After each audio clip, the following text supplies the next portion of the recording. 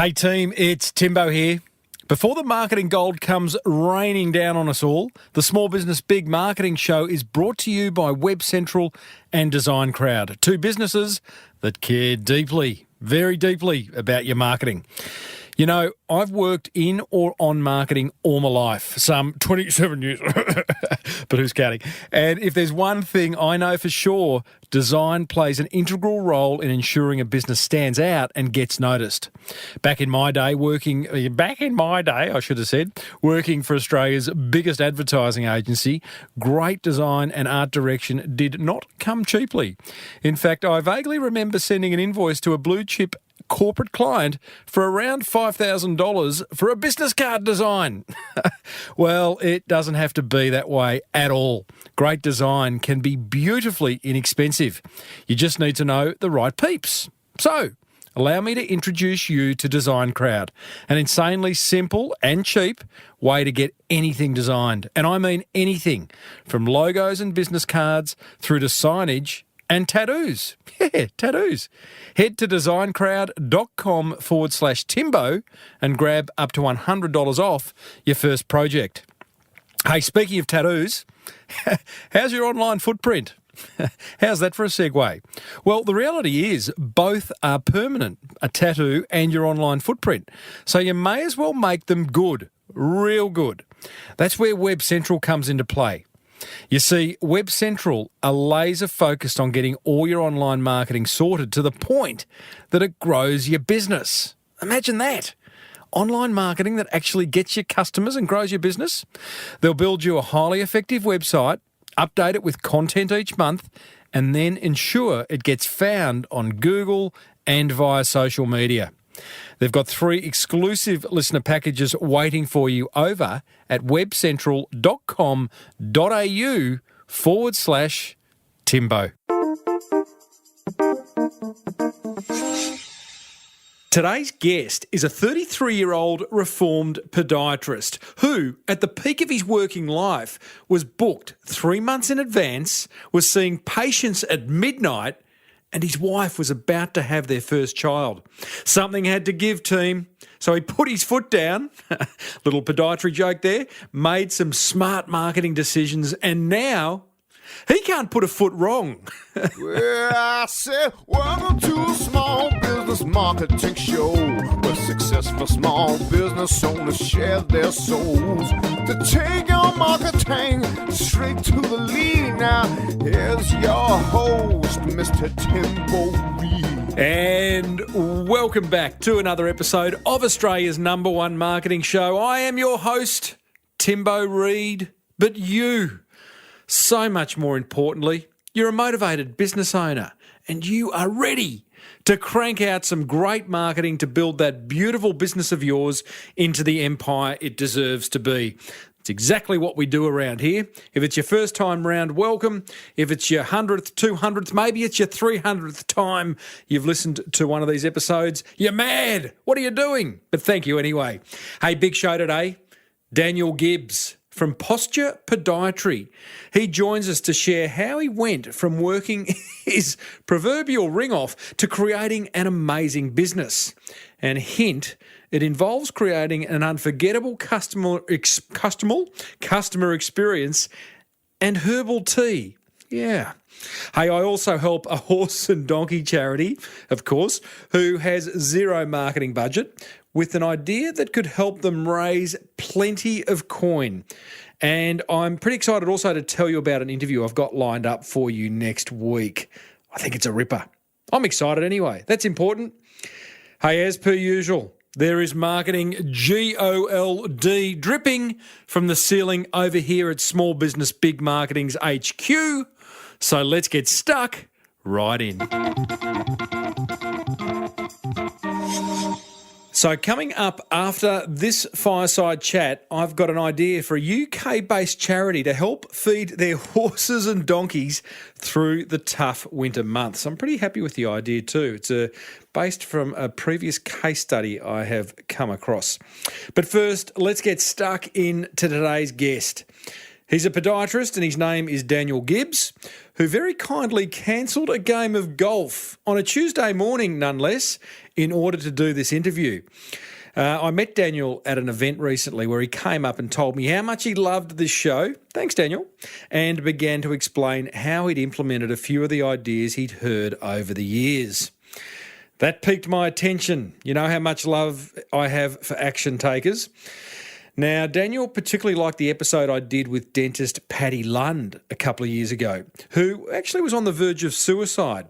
He made some fundamental changes to his business life, and Paddy lives to tell the story. That was a great interview. I'll put a link in the show notes to that interview. Now, whilst Daniel's predicament was never that dire, he did find himself at one point being booked out 3 months in advance, seeing patients at midnight, feeling completely overwhelmed and exhausted trying to work in the business and on the business. Is that feeling familiar to some of you, hey? Whilst at the same time wanting to be there for his heavily pregnant wife. Hey, he was under the pump, was young Daniel. So like any motivated business owner, he made some fundamental changes to the way he did business and to his marketing. This is an inspiring story. Listen in, and here's what you're going to discover. How to implement an unforgettable customer experience, if you haven't done so already. But even if you have, he's got some great tips. The importance of systems, of removing yourself from the business. Love his tips on that. The importance of Post-it notes. How critical the first 20 seconds with a customer is. And how the quality of herbal tea that you serve is in direct relationship to the quality of your service. Oh, he also talks about his wall of wow. There's so much in this fireside chat. After working under another podiatrist for a number of years, Daniel opened his first clinic at the age of 29, and from day one made a decision that it was going to be best in class. Well, I mean, I was working for another company, and I kind of thought, look, I really want to be able to help more people, but I'm kind of limited here. I thought the best way to do this would be to open up my own clinic, and then I could employ someone else, and that way I could help double the number of people that we could help together. Now, in doing that, you had a philosophy of setting it up from day one to be the best podiatry clinic. I wanted this place to be the best, you know. So how do you do that? Well, it started with the furniture. Of course it did. What are we talking? Eames chairs and Well, kind of. I mean, we spent $1,000 per waiting room chair. I kind of thought... Hang on. Just take me through that. Take me through that. What have they got? Inbuilt massage, air conditioning. What have they got there? I think it more came from a surprise of how frigging expensive chairs are. Yeah, right. But look, I just wanted a chair that looked nice, that people enjoyed sitting in. Mm-hmm. So when they came in, it looked like there was almost a bit of quality in the place already before they even saw the podiatrist. So, yeah, it was kind of a case of walk into this place. It looks really nice. It's kind of got a bit of a luxury feel to it. And maybe that might help people, enjoy the service a little better. Who knows? Mm-hmm. So we kind of started with that. We set it up. I kind of thought that if we can create this space that people enjoy being, then maybe I can enjoy being there as well, and we can create a clinic that people, hopefully maybe they want to just turn up even if they don't have an appointment. You know what I mean? Yeah, totally. So you nice chairs, nice looking place. What other things did you do? I read somewhere where you said don't put your name on the sign. Is there a naming kind of principle involved here? Well, that was some advice that I was given because I was really grateful for this advice. Actually, another fellow podiatrist who'd just gone through a process of selling her business and all the problems that entailed. She came and visited us in the first week we were open, and she said, look, if there's any advice I can give you, it's please don't put your name on the sign. And I kind of agreed with her straight away because I thought if this is going to be a business, it doesn't need to be reliant on a person or a person's name. Yeah. And so it was something that I decided not to do. And right from the beginning, I kind of thought I really need to try and put in place systems that allows this place to not be reliant on me. But at the same time, I kind of really wanted to do the best I could for all of my clients. So I was in everything, and I was working ridiculous hours. And what are ridiculous hours for a golfer like you? Sometimes I book people up till midnight. No.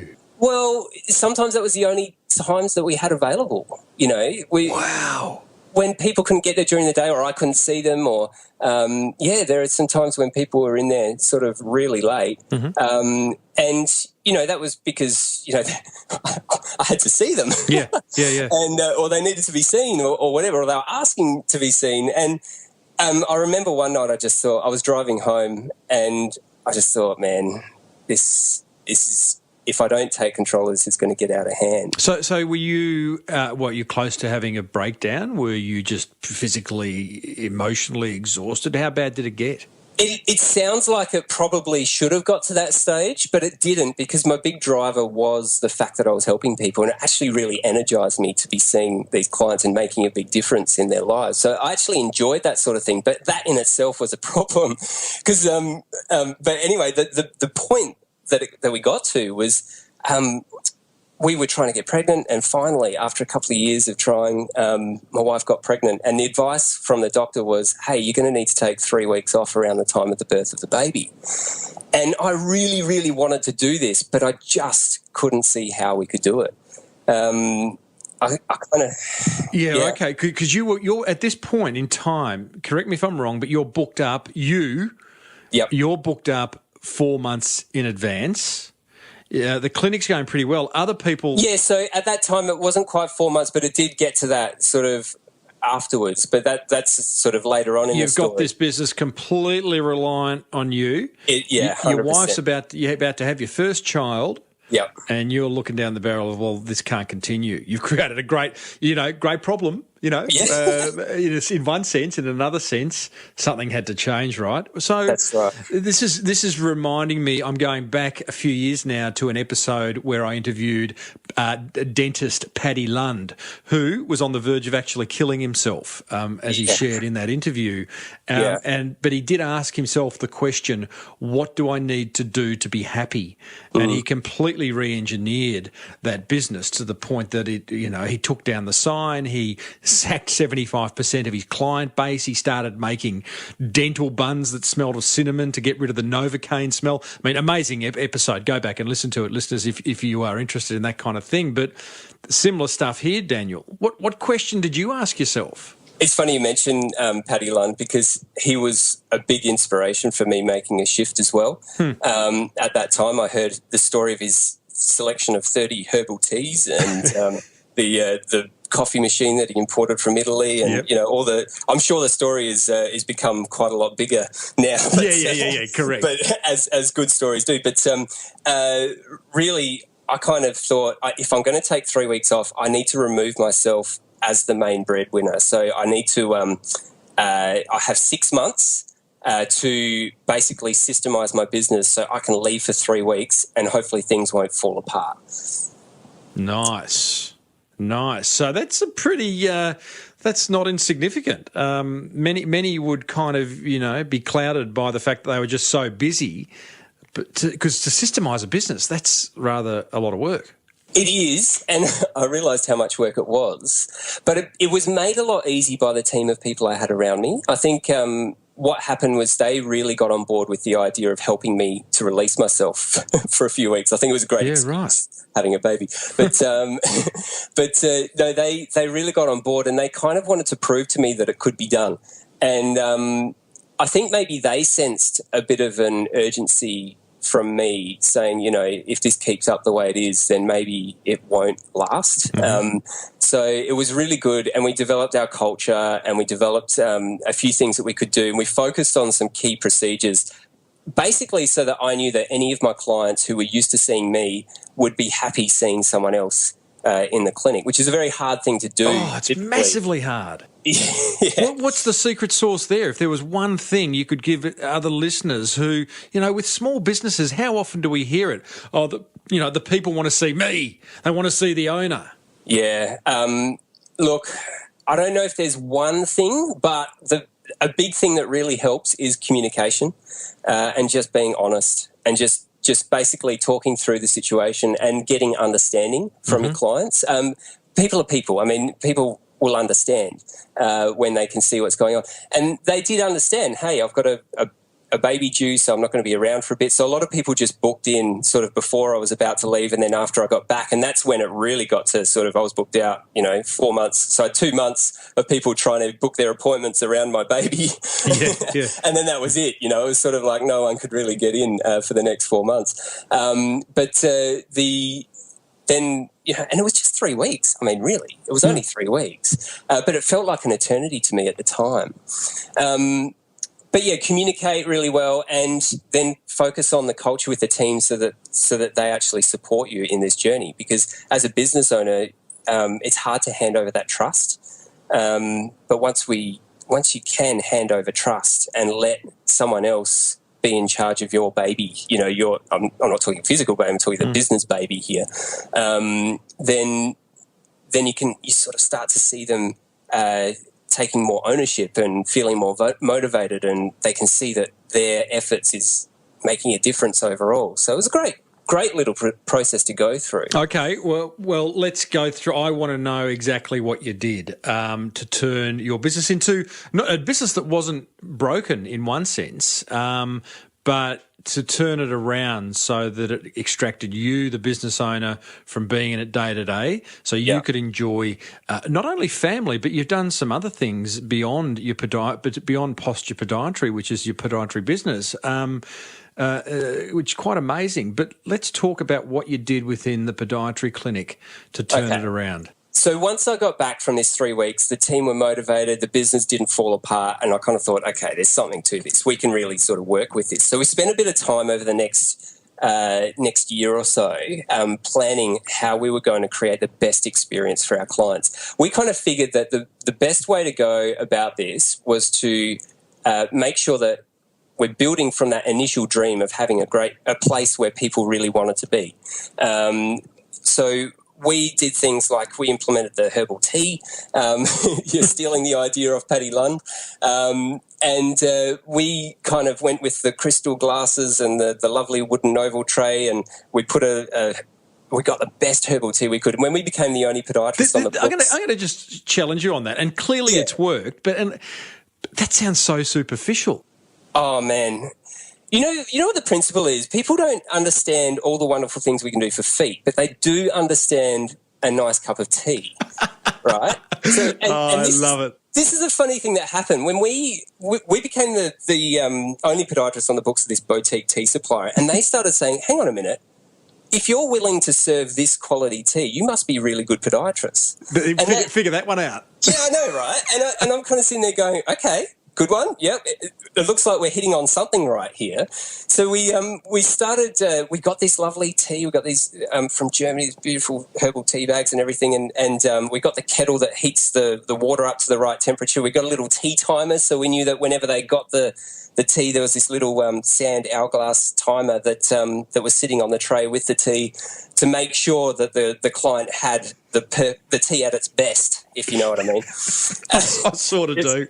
Yeah. I sort of do. But aren't we're very strange creatures, humans. You're right. I mean, last week's guest, we're talking about price being an indicator of quality, which sometimes it is, sometimes it isn't. Now you're sharing an idea which is herbal tea is an indicator of the intelligence of your podiatrist. I mean, it's extraordinary. It's right. It's almost like quality is the indicator of quality. So if we can be quality in all the other little things we do, then we're likely to be perceived to be quality in the treatment we offer. And don't get me wrong, we actually do provide a great treatment experience as well. I don't know about that. I'm not interested. I just want to make sure you've got a nice green tea. Exactly. Well, this is the thing, right? What would happen is we'd had all this tea set up, and then people would come in and we'd say, hey, would you like a cup of tea? And they're like, no, I'm right, thanks.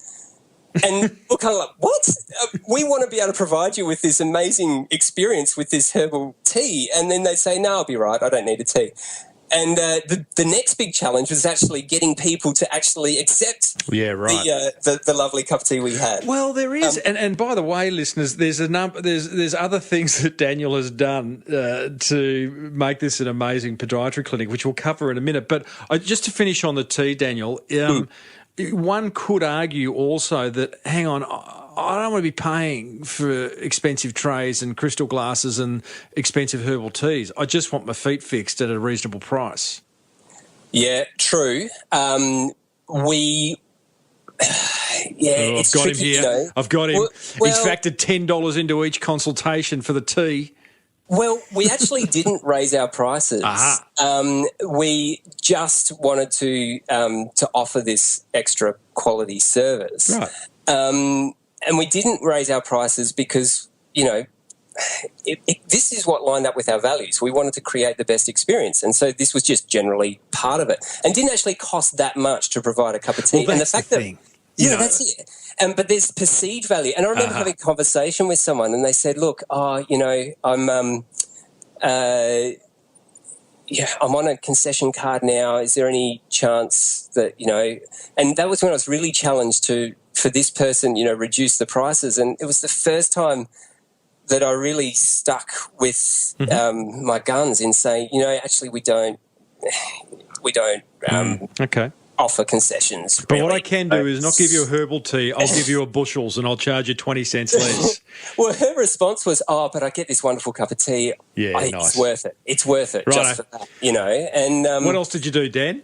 Oh, look, okay, so we then started offering these mineral salt foot baths with essential oils. You know, we wanted people to really feel like they could experience, and we did it in the waiting room, which we renamed our welcome room because we didn't want people to feel like they were waiting in the waiting room. It's the welcome room. They're here to be welcomed. So they'd sit there with their lovely herbal tea and their feet in a foot bath, and then the person sitting next to them would be thinking, oh, that looks pretty nice. Maybe I can have that too. And so we started seeing people actually accepting the tea and the foot bath that we love to offer them.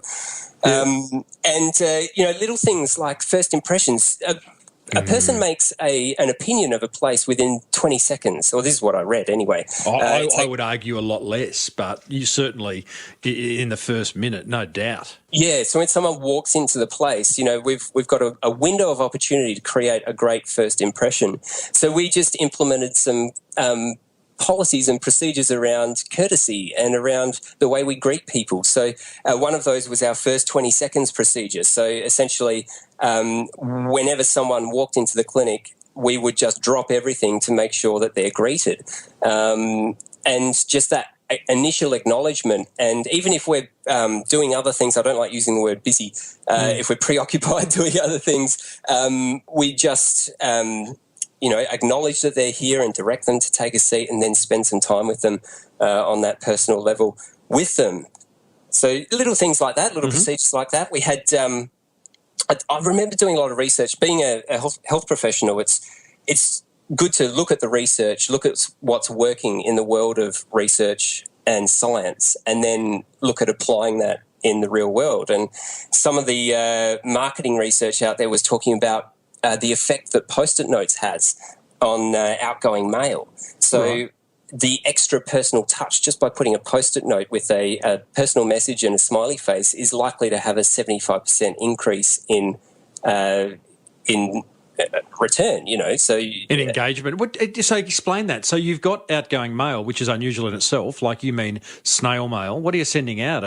An invoice? Man, I tell you, when someone comes to book for an appointment, we're sending them just letters or reports, but the context of the letter is important. So people would book an appointment, we'd send them out a welcome pack, which would give them information about the clinic and what they're about to experience, and then we'd send them an email, we'd send them a text message before they come in, just to, you know, really look and make sure that they're engaged. They come in, have this first 20 seconds experience, their paperwork is already filled out with their. But on your snail mail, you're just writing a little grab a little sticky and a little personalised note. After the appointment, we get this, hey, thanks, great to see you. And then whenever we send that out, it's just a little Post-it note to say, that extra little personal touch. Hey, it was really good to meet you. Looking forward to working with you, with your name and a smiley face, because the research was very particular about including a smiley face on that Post-it note. And it takes, a couple of seconds extra. You stick it onto the mail, send it out, and it's that extra little bit of engagement. And we even did that we extended that with our reports to other health professionals who were involved in the care with that client. We would send a little Post-it note on that letter as well. And that way we started getting more engagement from our health professionals as well. So, tell me about your wall of wow. Oh, yeah. We wanted to get build this community of people who were excited about what we were offering. So we thought, in a world with health professionals where testimonials are not allowed, it's hard to get that social proof element to our marketing, or that because we can't use testimonials to market ourselves, we needed to do something within our four walls that kind of let people know about what the experiences other people have had. Yeah, so we've got good feedback systems, complaints and compliments registers. We've got a feedback form that people fill out, and we just basically frame that form and put it in our hallway. And we've got hundreds of these feedback forms with stories that people have had where they've, perhaps been in pain. They've now had a great experience, and this is what they can do. And there's one little bit on there which I love seeing, which is, what advice would you give to other clients of posture podiatry? And the advice that our current clients are passing down to the new clients that come through. And when new people come through, they walk through our wall of wow, they see all these wow stories, and they see this little bit about the advice. And it's often all about, hey, stick with your treatment plan, make sure you see it through, these guys are worth it, all that sort of stuff, which was a message that I wanted to get across. But this was now coming from, other clients as giving that message across. So everything you've just described there, Daniel, is about creating a wow customer experience, which many businesses don't do. So everyone listening, first action point really is to do that, is to kind of literally bullet point down what are all the things we can do in our business to make people talk about us when we're not there. The other thing you touched on is the fact that you have removed yourself as the business owner and head podiatrist in the clinic via the creation of systems. Yeah. Yes. And it was kind of more of a necessity than anything. I mean, with all these extra high-touch processes and experiences, a really big part of implementing that was keeping the team on board. I actually needed to spend a lot more time with my team to motivate and inspire and generate that culture, or be the carrier of the culture of being able to think that it's okay to do this extra work, for example, for the benefit of the client. But I just simply did not have time to do it because I was still really booked up. I still had lots of clients coming to see me, and I loved every one of my clients, and I continued to want to see all these clients as well.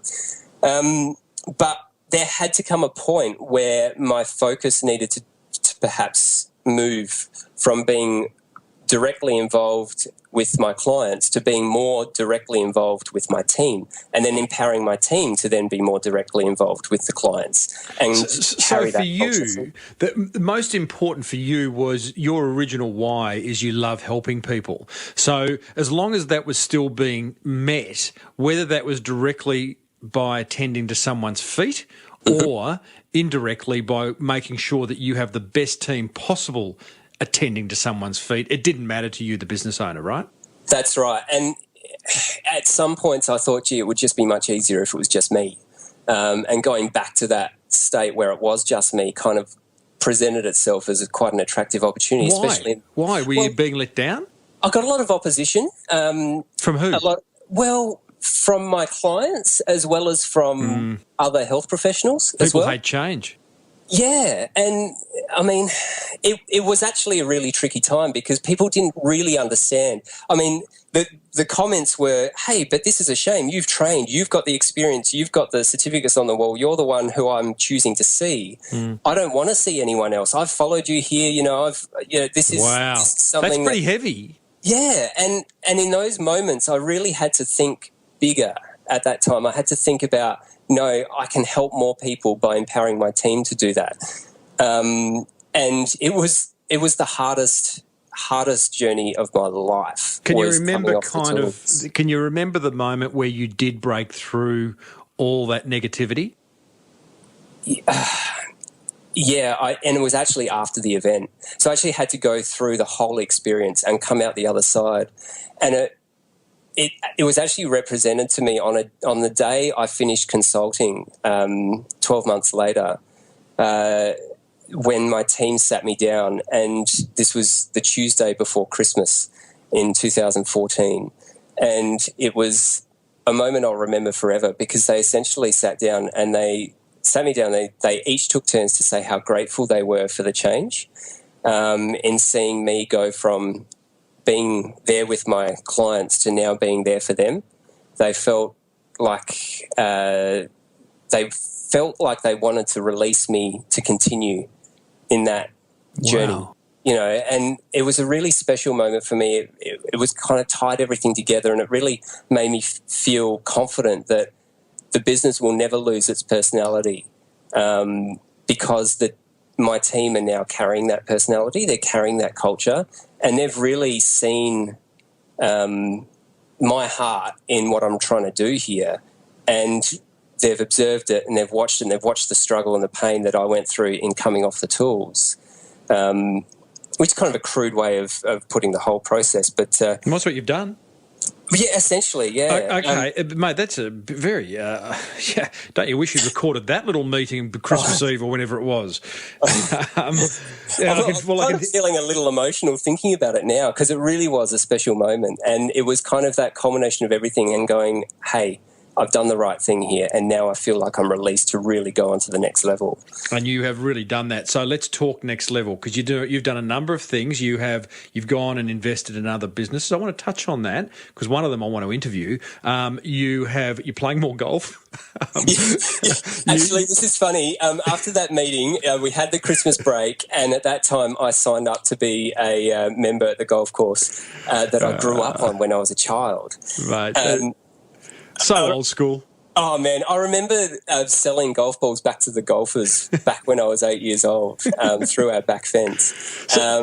So, Daniel, tell me, just wrap some numbers around what these changes, removing yourself, putting in place the systems and processes, creating an amazing customer experience. What did that do for your business? Reveal as much as you can. Okay. Well, I originally wanted this to be a 5-year experience. I was challenged to do it in 6 months. To basically rip the Band-Aid off, to remove myself as the main breadwinner in the business. At the time, I was generating 80% of the income for the business, so we had 2 other podiatrists there, but I was still doing 80% of the work. And I kind of negotiated with my mentor at the time that, no, I won't do it in 6 months, I'll do it in 12 months, and I'll take out 1 day each quarter. And I'll use those extra days that I have to invest in the team and the structure and the systems. But it was a real gamble because of that pushback that I had before that I mentioned earlier, but also the fact that, hey, the money, like I'm the 80% income earner here, so if I take myself out, then there's going to be less money going around. And I didn't quite make the connection between the fact that working in the business and working on the business would have such a huge impact on the money side of things. So what happened when I reflected 12 months later and I'd come off the tools, I had gone from generating 80% of the income for the business to 0%. And in that time, this is what really surprised me. I'd not only replaced my income in the business, by putting in place certain systems and things like that. But the business had actually grown 20% in that time as well. Okay, let's just get really clear there. You were generating 80% of the income for the business. You went down from 80% to 0% income generation.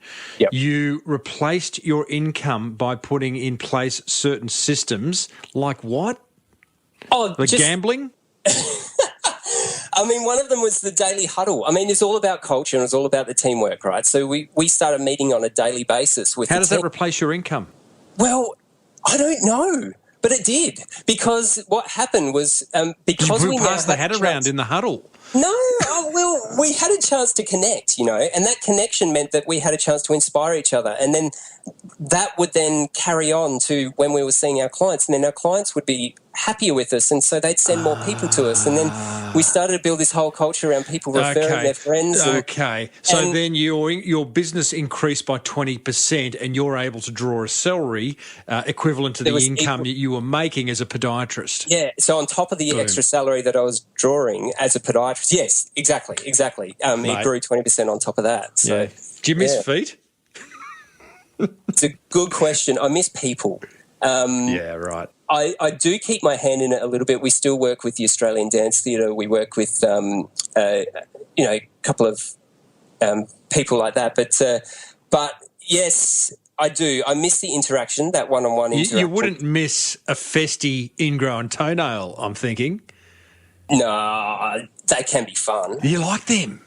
Well, it's the difference it makes. You get into it, you fix it, and people go, the relief, and sometimes it is really cool. Yeah, I'll put my hand up to do it if we're out and about and someone's got a splinter or something. I'll always be the one to get in there and try and get it out, because there's something in it, a lot of pus. That's what's in it. Now, Daniel, tell me, you freed yourself up, business posture podiatry, humming along.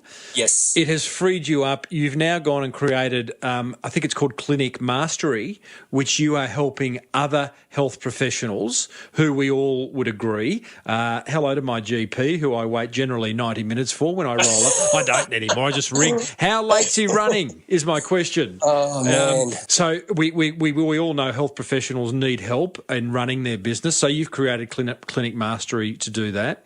That's correct, yeah. Yep. That's relatively new? It is new. It's a program that we take health professionals through to just help implement those key systems that work for us.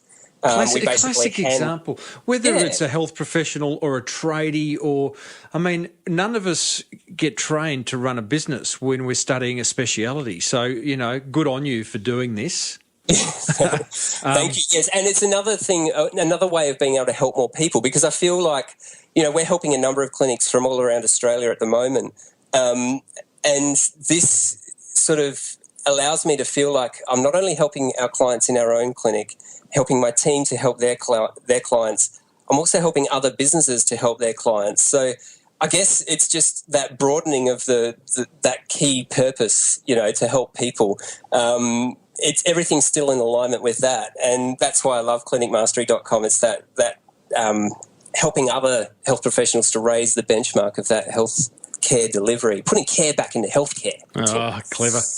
Tell me, is that going to require you? Is that an automated thing, or is that you going in and consulting? Are you back on the tools? Are you selling your hours? I am back on the tools. Interesting. I love getting involved in the lives of other health business owners.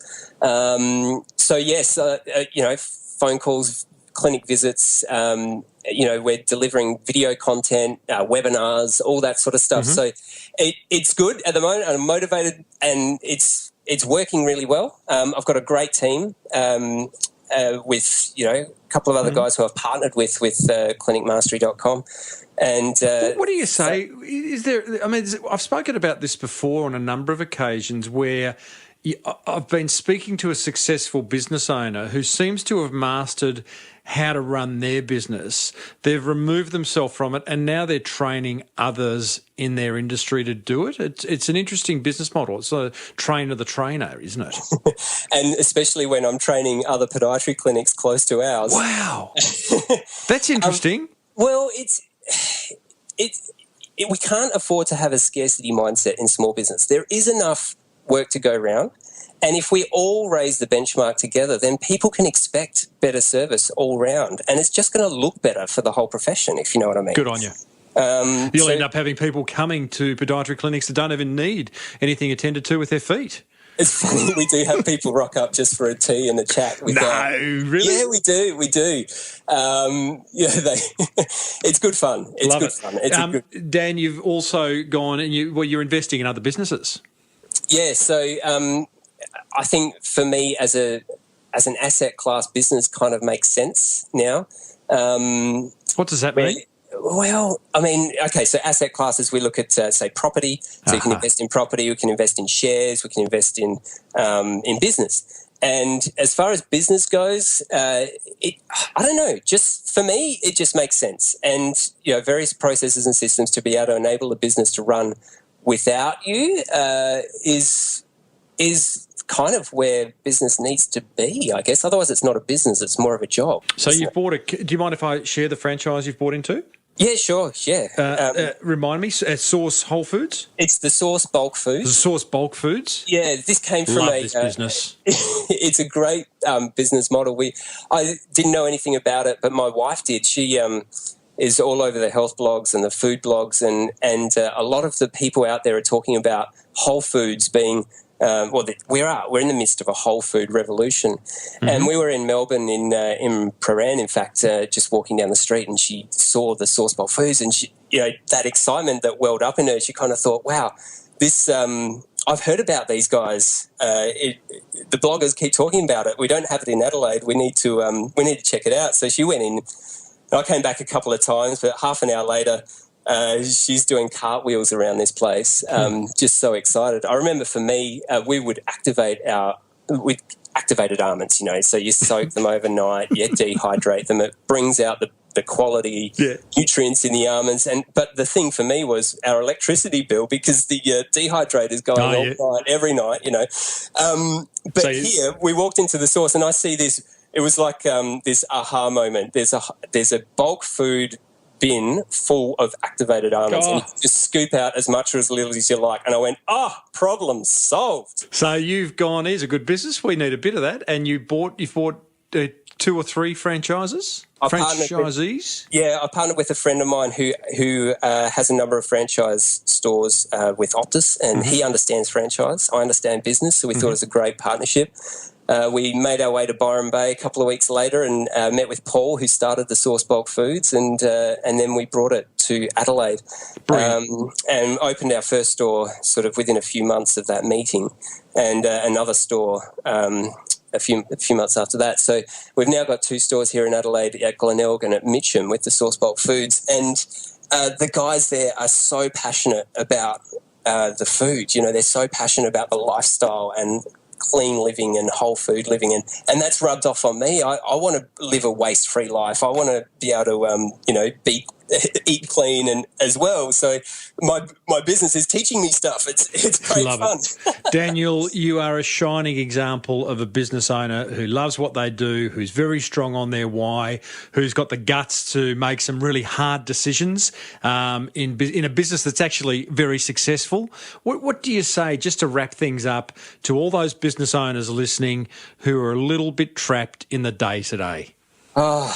It's a problem that is shared by many business owners out there. You're not alone. That feeling of being trapped by the business is something that it haunts me even now, and I never want to be back there. I just say, look, what's the first step? You've got to make a decision in your heart. It's got to come from within, to remove yourself as the main person in the business, the bottleneck in the business. If every process has to go through you, then the business will only grow as much as what you can take it. But if you were able to hand over some of those responsibilities and remove yourself as the bottleneck, it will free you up to be able to do what you love doing. And that may be working in your business, or maybe not, but at least you're free to make that decision. Love it, mate. Get out of your own way would be the advice there. Dan, thanks for sharing, mate. Again, sorry for getting you off the golf course. I'll let you get back there now. Thanks, Timbo. Really love talking with you.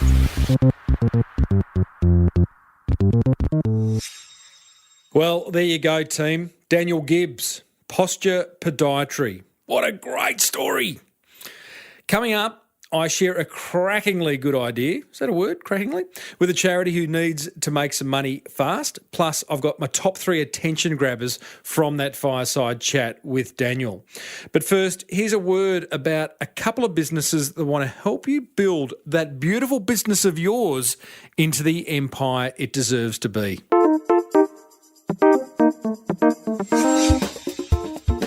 Support for this show comes from WebCentral, who love building small businesses' websites that not only look great, but get you more customers. I asked Verity Ma, their Chief Marketing Officer, to share her top 3 business website must-haves that are simply non-negotiable. The 3 must-haves for an effective website, I think, starts with a clear call to action. So when you get a visitor to that website, what do you want them to do?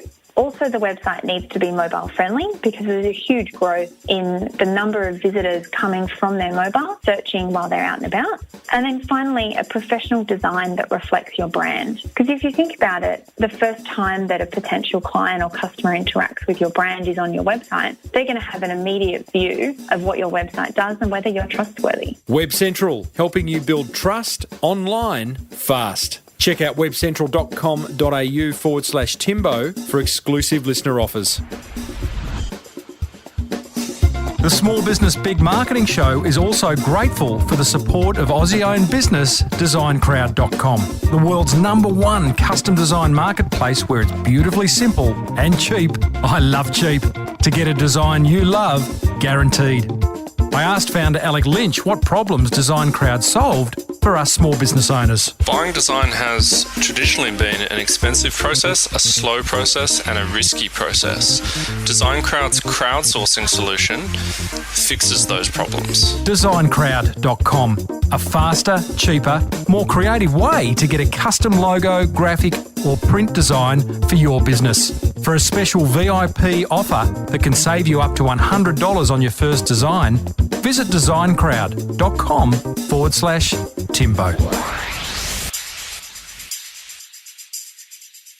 Righto, so my 3 attention grabbers from that fireside chat with Daniel Gibbs of Posture Podiatry. Number 1, do everything in your power to stop the business being reliant on you. I have an episode coming up with another business owner who explains exactly how she's done this, and she gives some great tips. But just be mindful of the fact that we can so often get in our ways. In our way. My guest in a couple of weeks' time shares a beautifully elegant 3-step process for helping you do this. Attention grabber number 2. What's your herbal tea? Now, I don't mean what flavour do you like. I mean, what can you offer your customers that's simple yet makes them go, wow? The guy who services my car always gives it a wash inside and out. My local coffee shop gives me a little macaroon with my coffee, which I don't have coffee anymore, I have tea. But what's your herbal tea idea? Have a think about it and implement it. And attention grabber number 3, ask your clients, what advice have you got for other clients of your business? Their answers could form the basis of your wall of wow, or you could sprinkle them throughout your website or include them on your quotes, just like little testimonials. It's a great question to ask. Hey, what grabbed your attention? I'd love to know. I really would. Head over to smallbusinessbigmarketing.com/326 and let me know in the comments section of the blog post.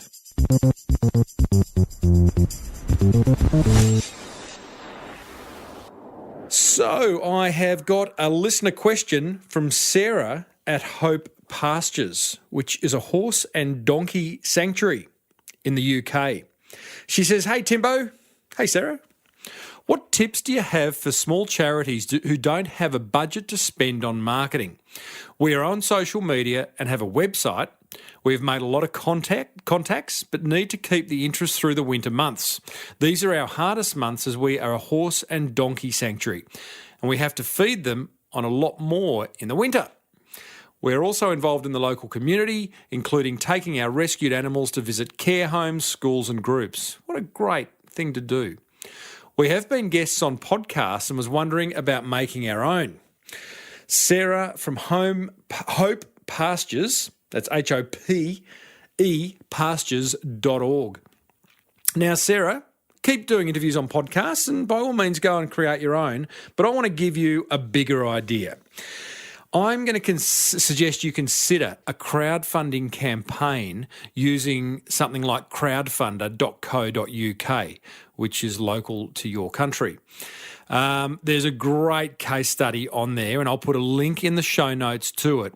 But the Pupmobile did this, which is a charity which provides hearing dogs for deaf people. And they raised over £16,000 from 342 backers in 35 days with this really simple 2-minute video in which we hear from various people involved in the charity. Check this out. What do? I'm a puppy trainer. I train adorable puppies like Evie to help deaf people. The dogs learn to alert their recipients when they hear an important sound. Sound I can't hear, like the telephone, the doorbell and the alarm clock in the morning. And once they've mastered this, they learn how to respond to a danger sound. I used to worry that I couldn't hear the smoke alarm during the night or wake up in the morning with the alarm clock. I couldn't sleep well for years. It's not just the practical difference that hearing dogs make. Before I got Jaffa, I was worried and shy. He'd given me the confidence to get out and about. I found it difficult to communicate with strangers, but Jaffa changed all that. This year, we want to train 140 more hearing dogs to help severely and profoundly deaf people. To do that, we need to take the puppies, dogs, staff and the deaf people we help to lots of different places. Visiting my house, my workplace and going out to the shops. Crowded places like the train station and in town centres. And for that, we need transport we can rely on. But we don't have it. Our van spends more time in the garage than on the road.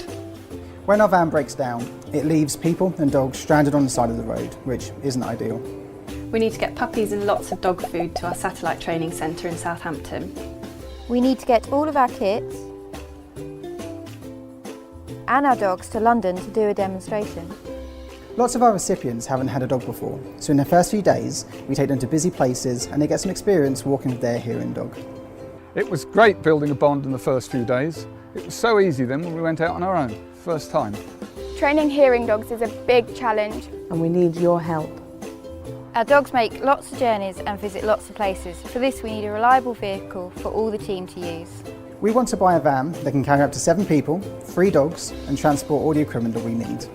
This special new van will make a crucial difference and help us train more hearing dogs. To help more deaf people.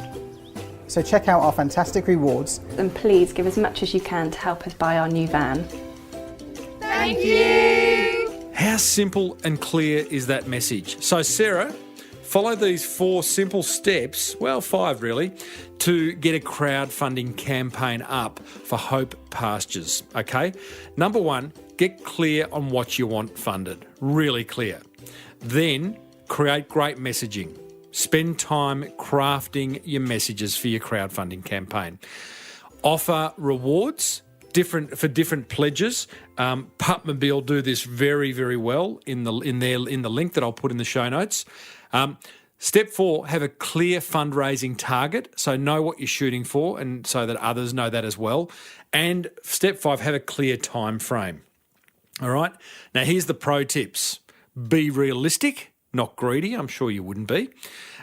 Get your extended team involved. Staff, volunteers, local community, as many people as you can involved in bringing this crowdfunding campaign to life.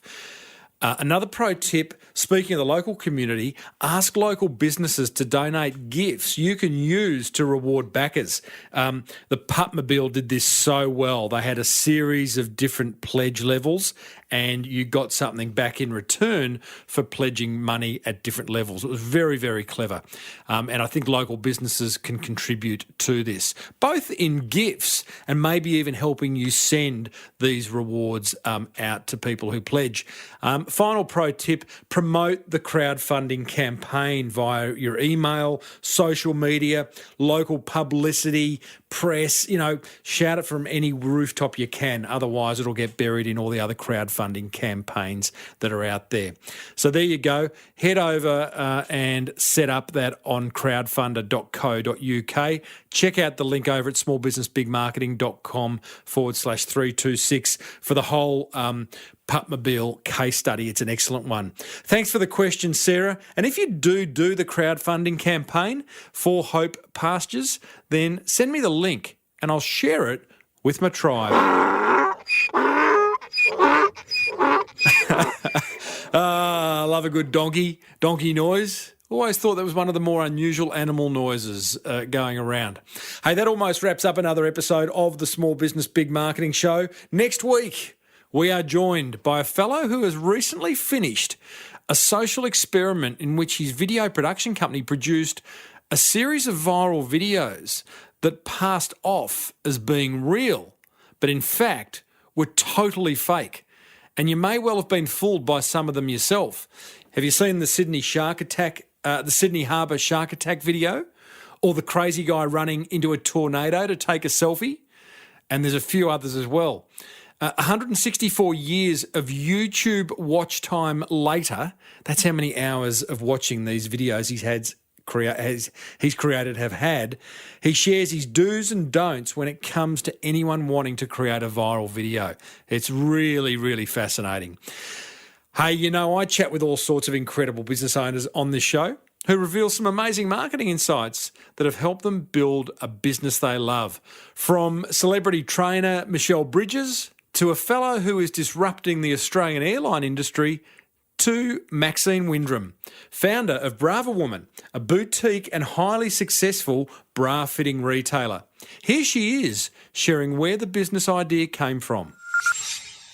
We just spoke to women. We spoke to you wouldn't speak to women men. At events, just our friends, and it was the same story. Tim, I actually can't remember one woman saying, no, I don't have any problems with bras. Yeah, right.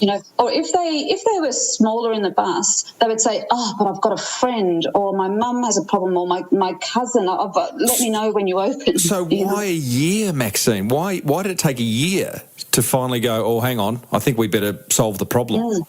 Well, because both Mum and I had never had a business before. We'd never even worked in retail, and actually didn't even like shopping. So oh, wow. We still don't actually, but we That's kind of a positive in the sense that if you don't like shopping, then you're forced to ask yourself what's going to make the shopping experience exceptional. Yes, that's right. And do you know so many of the same reasons kept coming up that women don't like bra shopping, and it's because when they have a fuller bust, they're made to feel they're abnormal. They walk into a store told there's nothing for them, or that will do, fitted into a big back size to get the big cup size because the right sizes weren't available, and just sold to and said, yes, this is fine. When as a woman, whether you're comfortable or not. You know that in a bra that it doesn't quite feel right, but you don't quite know why. And if you're going to a professional bra fitter and they're not helping you, then where do you turn? There's nowhere else to go. Now, just in case you're wondering, the answer is yes. There are some dad jokes in that interview, but not as many as you may think. I was on my very best behaviour. You can hear the full interview with Maxine plus hundreds more over at smallbusinessbigmarketing.com. Or you know what I'd love you to do if you haven't already?